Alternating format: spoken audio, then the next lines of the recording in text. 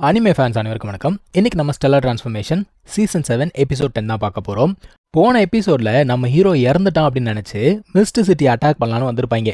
ஆனால் கடைசியாக நம்ம ஹீரோ உயிரோட இருக்கான் அப்படிங்கிறத காட்டினது மட்டும் இல்லாமல் அந்த ஜோஷியனையுமே போட்டு தள்ளியிருப்பான். நம்ம ஹீரோ அந்த ஜோஷியனை கொன்னா இல்லையா, அந்த ஒரு காட்சியை இங்கே இருக்கவங்க எல்லாருமே பார்க்குறாங்க. பார்த்து பதறி போகிறானுங்க. இவனுங்களுக்கு என்ன பண்ணுறதுனே தெரியலங்க. நம்ம ஹீரோ அடுத்து அங்கே கதையை முடிச்சுட்டு இங்கே தான் வரான்.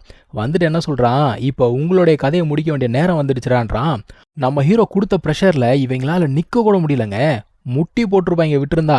ஆக்சுவலாக இப்போ கூட ஜோஷியன் என்ன தெரியுமா சொல்கிறான், அவங்க பொண்ணை பார்த்து, ஏம்மா உங்கள் அப்பா நான் எவனோ ஒரு வெளியாள் உங்கள் அப்பாவை வந்து டார்ச்சர் பண்ணிக்கிட்டு இருக்கான், அவனுக்கு நீ ஹெல்ப் பண்ணுறியா அப்படிங்கிறான். நம்ம ஹீரோ பார்க்குறான், ரொம்ப தாண்டா ஓவராக போகிறேன்னு சொல்லிட்டு இன்னும் கொஞ்சம் ப்ரெஷரை இன்க்ரீஸ் பண்ணுறாங்க.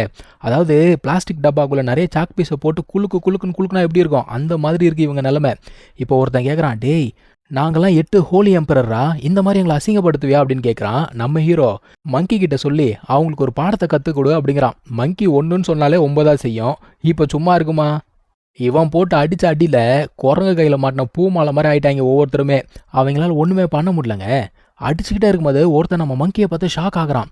அவன் என்ன கேட்குறான், நீயுமே வந்து ஃபயர் வாட்டர் மங்கியா, அப்போ அந்த செலஸ்டியல் தான் வந்து சின்னியுக்கு ஹெல்ப் பண்ணுறதுக்கு அமிச்சாரா அப்படின்னு கேட்குறான். நம்ம மங்கி அப்படியே பார்த்துட்டு, எது செலஸ்டியலா, அப்போல்லாம் எனக்கு யாரும் தெரியாதுன்னு சொல்லிட்டு கண்டினியூஸாக அடிக்கிறாங்க. அவன் என்ன சொல்கிறான், இது என் பிரதருடைய உலகம்டா, நீங்களாம் என்ன இன்னும் கிரேட் எம்பரர்ஸ் நினச்சிட்டு இருக்கீங்களான்னு சொல்லிட்டு வெளுத்து வாங்குறான். இப்போ நம்ம ஹீரோ போதண்டா நிப்பாட்டுன்னு சொல்லிட்டு நிப்பாட்டிட்டான். நம்ம ஹீரோ சொல்கிறான், நீங்கள் இதுக்கு முன்னாடி கேஷுவலாக எத்தனை பேரை துன்புறுத்திருப்பீங்க, இப்போ அதுவே உங்களுக்கு நடக்கும்போது எப்படி இருக்குது அப்படின்னு கேட்குறான். நம்ம ஜாங் ஃபானுக்கு கோவம் வந்துருச்சு. டேய் ரொம்ப தான் ஓவராக பண்ணுறடா, நீ என்ன ட்ரிக் யூஸ் பண்ணன்னு தெரியல. இங்கே இருக்க லாஸ் எல்லாத்தையும் நீ என்னமோ பண்ணி மறைச்சிட்ட. ஆனால் நாங்கள்லாம் சாதாரண ஆட்கள் கிடையாது, நாங்கள்லாம் 8 கிரேட் எம்பரர்ஸ்ரா, உன்னை சும்மா விட மாட்டோன்னு சொல்லிட்டு எல்லாருக்கிட்டே சொல்கிறான். உங்களோட ஸ்பிரிட் போல வெளில எடுங்க, இங்கேருந்து உடச்சிட்டு நம்ம வெளில போகிறோம் அப்படிங்கிறான். ஸ்பிரிட் போல எடுத்து ஆக்டிவேட் பண்ணுறானுங்க ஒவ்வொருத்தரா. நம்ம ஹீரோ அமைதியாக பார்த்துக்கிட்டு இருக்கான். ஸ்பிரிட் போலா, அடே உங்கள் எல்லாரையும் ரேண்டமாக செலக்ட் பண்ணி உங்கள் கையில் ஒரு ஸ்பிரிட் போல கொடுத்தா என்னமோ டிவைன் ரெல்ம்க்கு நீங்கள் தான் ஓனர் மாதிரி நடந்துக்கிறீங்க, இந்த பாடுறான்னு சொல்லிட்டு சொடுக்கு போட்ட உடனே மொத்த ஸ்பிரிட் போல இவன் கண்ட்ரோலுக்கு வந்துருச்சு. இவங்க யாருக்குமே என்ன நடக்குதுன்னே புரியல. அசுரா காட் கிங் பார்த்துட்டு கேட்குறாரு, அது ஸ்பேஸ் டைம் லா மாதிரியே இருக்கே அப்படிங்கிறாரு. ஆனால் இவ பிளட்ஸி குயின் என்ன சொல்கிறா, இல்லை அதில் வந்து எல்லா எலிமெண்ட் லாஸுமே இருக்குது அப்படிங்கிறா. இந்த ஆளுக்கு ஒன்றுமே புரியல. அது எப்படி அது சாத்தியம், இது டிவைன் ரெல்ம் கிடையாது, அப்படி இருக்கும்போது அங்கே இருக்க ஸ்பேஸ் அண்ட் டைம்லாம் டிஃப்ரெண்ட்டாக இருக்குது, அப்போ இது புது யூனிவர்ஸா, வேற ஒரு யூனிவர்ஸா, நீ தான் அந்த யூனிவர்ஸ் மாஸ்டரான்னு சொல்லிட்டு அந்த ஆள் ஷாக் ஆகுறான். ஆமாம் அப்படின்னு சொல்லிட்டு நம்ம ஹீரோ கேஷுவலாக சொல்ல எல்லாரும் அதிர்ந்து போகிறாங்க. ஒரு மனுஷன் வாயை விட்டே கேட்டான், சரி நாங்கள் என்ன தான் பண்ணணும் அப்படின்னு கேட்குறான். நீங்கள் எல்லாருமே என்னோட சர்வன்ஸாக மாறணும் அப்படிங்கிறான். அவனுக்கு எப்படி ஏற்றுப்பானுங்க அவ்வளோ சீக்கிரம்? அதான் நம்ம ஹீரோ சொல்கிறான், நீங்கள் வந்து சிட்டியை அழிக்கணும்னு வந்தீங்க, இங்கே இருக்க என்னுடைய ஃபேமிலியை கொல்லணும்னு வந்தீங்க, அதுக்கு ஒரு கான்சிக்வன்சஸ் இருக்குல்ல. நான் இந்த டிவைன் ரெல்முக்கு வந்ததுலேருந்தே நீங்கள் எல்லாருமே என்னை துன்புறுத்திட்டே இருந்திருக்கீங்க. இந்த டிவைன் ரெல்மை பார்த்துக்கோங்கடா அப்படின்னு சொல்லிட்டு அதிகாரத்தை கொடுத்தா உங்கள் அதிகாரத்தை நீங்கள் தப்பாக பயன்படுத்திட்டு இருக்கீங்க. இது எவ்வளோ பெரிய பாவம். கீழே இருந்து ஒருத்தன் கஷ்டப்பட்டு ப்ராக்டிஸ் பண்ணி கொஞ்சம் கொஞ்சமாக மேலே வந்தால் அவனை கொத்தடிமையாக நடத்துறீங்களான்னு சொல்லிட்டு செம்ம காண்டாயிட்டாங்க. உங்கள் எல்லாருக்குமே இன்றைக்கி டிவைன் பனிஷ்மெண்ட் இருக்குது அப்படிங்கிறான். அரண்டு போகிறானுங்க. இங்கே யார் யாருக்கு என்னென்ன பவர் இருக்கோ அந்த பவரை வச்சு அவங்கள அடிக்கிறாங்க. ஃபயர் பவர் இருக்கவனா ஃபயர் பவர் வச்சு அடிக்கிறான், வாட்டர் பவர் இருக்கவனா வாட்டர் பவர் வச்சு அடிக்கிறான். ஒவ்வொருத்தருமே கதறானுங்க, கதறி துடிக்கிறானுங்க. ஜாங்லியால் ஒன்றுமே பண்ண முடியல, லிட்டலாக அழுதுகிட்டு இருக்கா. அந்த இடத்துல ஏகப்பட்ட செயின்ஸ் அப்படிங்கிறது ஃபார்ம் ஆகுது. அது என்ன பண்ணுது, இவங்க எல்லாருமே மொத்தமாக கட்டி இழுத்து இந்த நரகத்தில் இருக்கும் பார்த்தீங்களா, அந்த மாதிரி ஒரு காட்சி நடக்குதுங்க. ஒவ்வொருத்தரும் கதறான். நம்ம ஹீரோ ஒன்று தான் சொல்கிறான், ஒன்று எனக்கு சர்வெண்ட்டாக மாறு, இல்லை இங்கேயே இருந்து இந்த நரக வேதனையை அனுபவிச்சுட்டே இரு அப்படிங்கிறான். ஒரு மனுஷன் பார்க்குறான், ரைட்டு வேறு வழி இல்லை, நான் வந்து சர்வெண்ட்டாக மாறுறேன் அப்படிங்கிறான். ஒவ்வொருத்தருமே அதையே ஏற்றுக்கிறாங்க. ஆனால் நம்ம ஹீரோ எல்லாரையுமே அடிமையாக்கலை. அவனுடைய மாமனார், அதுக்கப்புறமா இந்த அசுரா காட் கிங் ஒரு சில பேர் எல்லாத்தையும் ரிலீஸ் பண்ணி விட்டுறான், நீங்களாம் கிளம்புங்க அப்படின்ட்டு. மற்றவங்க எல்லாருமே ஸ்லேவாக மாற்றிடுறாங்க. இப்போது இந்த பிளட்ஸி குயின் இருக்கால, அவன் நம்ம ஹீரோவை பார்க்கறதுக்காக போகிறான். அதான் இவன் கேட்குறான், ஏம்மா நீ வந்து கண்டினியூஸாக எனக்கு கொலை பண்ணணும்னு வந்திருக்க, அப்படி இருக்கும்போது நான் எப்படி உன்னை ரிலீஸ் பண்ண முடியும் அப்படின்னு கேட்கும்போது அவன் என்ன சொல்கிறான்னா, இதுக்கு முன்னாடி ப்ராப்ளம் ஆச்சுல்ல, அந்த சமயத்தில் அவள் போயிட்டு வாங்கன்னு சொல்லிட்டு அமுச்சு விட்ருப்பா. அது என்ன காரணம்னு தெரியுமா, அந்த காரணத்தை நான் சொல்கிறேன், அதுக்கு பதிலாக என்ன நீ ரிலீஸ் பண்ணி விட்டுரு அப்படிங்கிறா. சரி சொல்லு அப்படிங்கிறப்போ, ஒருத்தர் என்னுடைய காதில் சொன்னாங்க, உன்னை வந்து ஹர்ட் பண்ண வேணான்னு சொன்னாங்க, அதனால தான் விட்டுட்டேன் அப்படிங்கிறா. யார் சொன்னது அப்படின்னு கேட்கும்போது ஒரு செலஸ்டியல் சொன்னார் அப்படிங்கிறாப்பா. இப்போ இவனுக்கு கேள்வி என்னென்னா, செலஸ்டியல் எதுக்காக என்னை காப்பாற்றணும்? ஆனால் அதுக்கான பதில் இவகிட்ட இல்லை. சரிம்மா நீ கிளம்பு அப்படின்னு சொல்லிடுறான். பட் ஆனால் அவள் போகிறதுக்கு முன்னாடி ஒன்றே ஒன்று மட்டும் சொல்கிறான், நான் ஒரு விஷயம் கேள்விப்பட்டேன், ஆக்சுவலாக அந்த செலஸ்டியல் உன்னை காப்பாற்றணும் அப்படிங்கிறத விட மூலமாக உன்னுடைய ஃப்ரெண்டு ஹாஃப்வேக்கு தான் ஹெல்ப் பண்ணிக்கிட்டு இருக்காருன்னு நினைக்கிறேன் அப்படின்னு சொல்லிட்டு அவள் போயிட்டா. நம்ம ஹீரோக்குமே அந்த சந்தேகம் இருந்திருக்கு. ஏன்னா அசுரா காட் கிங் எதுக்காக மங்கியை சூஸ் பண்ணணும் ட்ரெயின் பண்ணுறதுக்காக? அந்த செலஸ்டியல் சொல்லி தான் சூஸ் பண்ணியிருக்காப்ல.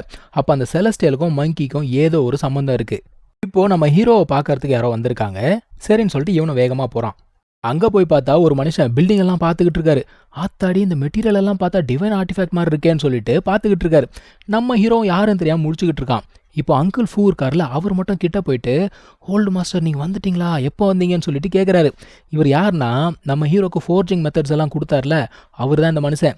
எங்கேயோ ஊர் சுற்ற போயிருந்தார் பாருங்க, மொத்தமாக ஊர் சுற்றிட்டு வந்திருக்காராம். அங்கிள் ஃபூ கூப்பிட்டு வந்து இன்ட்ரடியூஸ் பண்ணி வைக்கிறாரு. இப்போ தான் நம்ம ஹீரோக்கு அவர் யார் அப்படிங்கிறதே தெரியுது.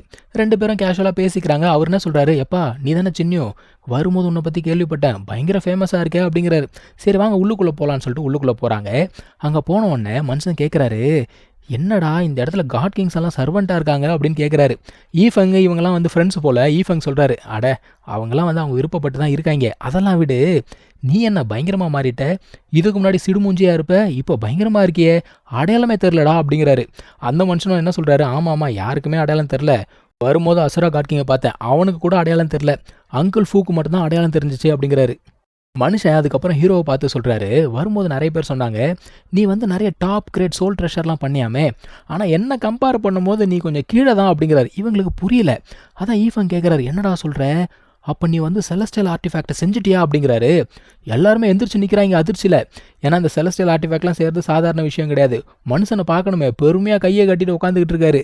இந்த மனுஷன் ஆக்சுவலாக ஊர் சுற்ற ஆரம்பித்ததே எதுக்காகனா, செலஸ்டியல் ஆர்டிஃபேக்டை செஞ்சு முடிக்கிற வரைக்கும் திரும்ப வரமாட்டேன் அப்படின்னு சொல்லி தான் ஆரம்பித்தார். இப்போ மனுஷன் திரும்ப வந்திருக்காரு அப்படின்னா சக்ஸஸ் ஆகிட்டாருன்னா அர்த்தம். உடனே ஈஃபங் டே எடுத்து காட்டுறா, வெளில காட்டுறா அப்படிங்கிறாரு. இது ரெண்டும் குழந்தைத்தனமாக பேசிக்குதுங்க. இவங்களுக்கு ஈஃபங் இப்படி பேசுறது புதுசாக இருக்குது. நார்மலாக அவர் அந்த மாதிரிலாம் பேச மாட்டார். ரொம்ப க்ளோஸ் ஃப்ரெண்ட் இல்லை, அதனால தான் கொஞ்சம் குழந்தைத்தனமாக பேசிக்கிட்டு இருக்காரு. அந்த மனுஷனுமே டேய் நான் காட்ட மாட்டேன், நான் சொன்னேன் இருறா எடுத்து காட்டுறேன் அப்படின்னு சொல்லிட்டு அது எடுத்து காட்டுறாருங்க. ஆக்சுவலாக இதை செய்கிற ப்ராசஸில் மனுஷனோட உயிரே லிட்டரலாக போயிடுச்சு. அவர் தன்னோட உயிரையே சாக்ரிஃபைஸ் பண்ணி தான் அதை பண்ணியிருக்காரு. ஆனால் அந்த ட்ரெஷர் அப்படிங்கிறத செஞ்சு முடிச்சதுக்கப்புறம் என்னடா நான் உயிரோட இருக்கானான்னு சொல்லிட்டு மனுஷனுக்கே ஆச்சரியம். அது மட்டும் இல்லாமல் அந்த ட்ரெஷர் மூலமாக இவர் வந்து காட் கிங் ஆயிருப்பார். இது எல்லாத்தையும் கேட்டோன்னே நம்ம ஹீரோ என்ன சொல்கிறான், இதை டெஸ்ட் பண்ணி பார்த்தலாமா அப்படிங்கிறான். சரின்னு சொல்லிட்டு ரெண்டு பேருமே சண்டை போட போகிறாங்க. சென்னியும் என்ன பண்ணுறான், ஃபார்மேஷன்ஸ் அப்படிங்கிறத கிரியேட் பண்ணி உங்களால் முடிஞ்சால் ஃபார்மேஷன்ஸை உடைங்க அப்படிங்கிறான். இந்த மனுஷனுமே அதெல்லாம் பட்டுன்னு ஈஸியாக உடச்சிட்றாருப்பா. நம்ம ஹீரோவே கஷ்டப்பட்டு தான் அதை தடுத்தான்னு பார்த்துக்கோங்களேன். இப்போது நம்ம ஹீரோ கேட்குறான், கொஞ்ச நாளைக்கு அதை என்கிட்ட கொடுக்குறீங்களா, நான் அதை ஸ்டடி பண்ணுறேன் அப்படிங்கிறான். அவர் என்ன சொல்கிறாரு, நீ ஏதோ ஒரு ஃபோர்ஜிங் மெத்தட் புதுசாக கண்டுபிடிச்சிருக்கியாமே, அந்த மெத்தடை எனக்கு கொடு, இதை நான் தாராளமாக கொஞ்ச நாளைக்கு கொடுக்குறேன் அப்படிங்கிறாரு. அட உங்களுக்கு இல்லாததா, எடுத்துக்கோங்க அப்படிங்கிறான். ஸோ இப்படியே சந்தோஷமாக பேசிகிட்டு இருக்காங்க. இங்கே கட் பண்ணால் நம்ம ஹாஃப்வே காட்டுறாங்க. ஆக்சுவலாக அவனுக்கு குழந்தை பிறக்க போது அவன் இங்கேயும் அங்கேயும் குறுக்க நடுக்க நடந்துக்கிட்டு இருக்கான். ஏன்டா இப்படி அப்படியே நடந்துக்கிட்டு இருக்கே, ஒரு இடத்துல அமைதியாகிடுறா அப்படின்னா, உங்களுக்கு தெரியும்ல சாதாரணமாகவே துருன்னு இருக்கிற ஒரு ஆள் இப்போ குழந்தை பிறக்க போது என்ன பண்ணுறதுனே தெரியாமல் யாருன்னா ஏதாவது பேசினா ஏட்டிக்கு போட்டி பேசிக்கிட்டு உட்காந்துக்கிட்டு இருக்கான். ஷாவையை கேட்குறான், டேய் குழந்தைக்கு பேர் செலக்ட் பண்ணிட்டியா அப்படின்னு கேட்குறான். இவன் பதில் சொல்கிறதுக்கு முன்னாடி குழந்தை அழகிற சத்தம் கேட்குதுங்க. பயவில் உள்ளுக்குள்ளே ஓடுது. பையனா பொண்ணான்னு சொல்லிட்டு கத்திக்கிட்டே ஓடுறான். ஆக்சுவலாக அவனுக்கு ஒரு பையன் ஒரு பொண்ணு பிறந்திருக்கும். இப்போது எல்லாருமே உள்ளுக்குள்ளே போகிறாங்க. ஆனால் நம்ம ஹீரோ மட்டும் வேறு பக்கம் திரும்பி பார்க்குறான். என்ன அப்படின்னு கேட்டால், நீங்கள் போயிட்டே இருங்க நான் வரேன்னு சொல்லிட்டு வெளில வராங்க. இவங்கள பார்க்கறதுக்காக ஒரு விசிட்டர் வந்திருக்காங்க. ஒரு செலஸ்டியல் வந்திருக்காரு.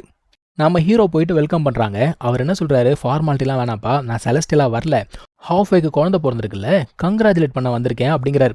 சரி வாங்க உள்ளுக்குள்ளே போகலான்னு சொல்லிட்டு போகிறாங்க. அங்கே குழந்தை தூக்கிட்டு அலுப்புற பண்ணிக்கிட்டு இருக்காங்க. அவன் குழந்தைய கையில் வச்சுட்டா மரத்து மேலாம் தாவாங்க. திட்டுன்னு திட்டுறாங்க எல்லாருமே. இப்போ செலஸ்டியல் இங்கே வந்த உடனே அங்கிள் நான் பார்க்குறாரு. அவருக்கு யாருன்னு தெரியல. செலஸ்டியல் கேட்குறாரு, அங்கிள் நானே என்னடா என் அடையாளம் தெரியலையா அப்படின்னு கேட்குறாரு. நம்ம ஹீரோ அங்கிள் நானுக்கு இன்ட்ரடியூஸ் பண்ணி வைக்கிறான். அவருக்கு அதிர்ச்சி, செலஸ்டியலா அப்படின்னு பார்க்குறாரு. இப்போ இந்த செலஸ்டியல் என்ன தெரியுமா பண்ணுறாரு, ஸ்ட்ரைட்டாக நம்ம மங்கி கிட்ட போயிட்டு குழந்தைக்கு நான் பேர் வைக்கலாமா அப்படிங்கிறாரு. அவன் அப்படியே பார்த்துட்டு, யாரையா நீ, ஏன் குழந்தைக்கு நீ ஏன் பேர் வைக்கணும் அப்படின்னு சொல்லிட்டு கத்துறான். அங்கிள் நான் கத்திக்கிட்டே ஓடி வராரு. டே கொஞ்சம் மரியாதையாக பேசுகிறா, அவர் செலஸ்டியல்ரா அப்படின்னு சொல்லிட்டு கத்திக்கிட்டே வராரு. இப்போ இந்த செலஸ்டியல், நான் வந்து செலஸ்டியல் அப்படிங்கிறதுக்காக உன் குழந்தைக்கு பேர் வைக்கணும்னு வரலப்பான்னு சொல்லிட்டு மங்கி கிட்ட ஏதோ ஒரு விஷயத்த சொல்கிறாருங்க. அவன் ஷாக் ஆகி அப்படியே பார்க்குறான். இங்கே தான் இந்த எபிசோட் முடியுதுங்க. நம்ம அடுத்த எபிசோடில் கண்டினியூ பண்ணலாம். தேங்க்யூ ஸோ மச் ஃபார் வாட்சிங். Take care. பை.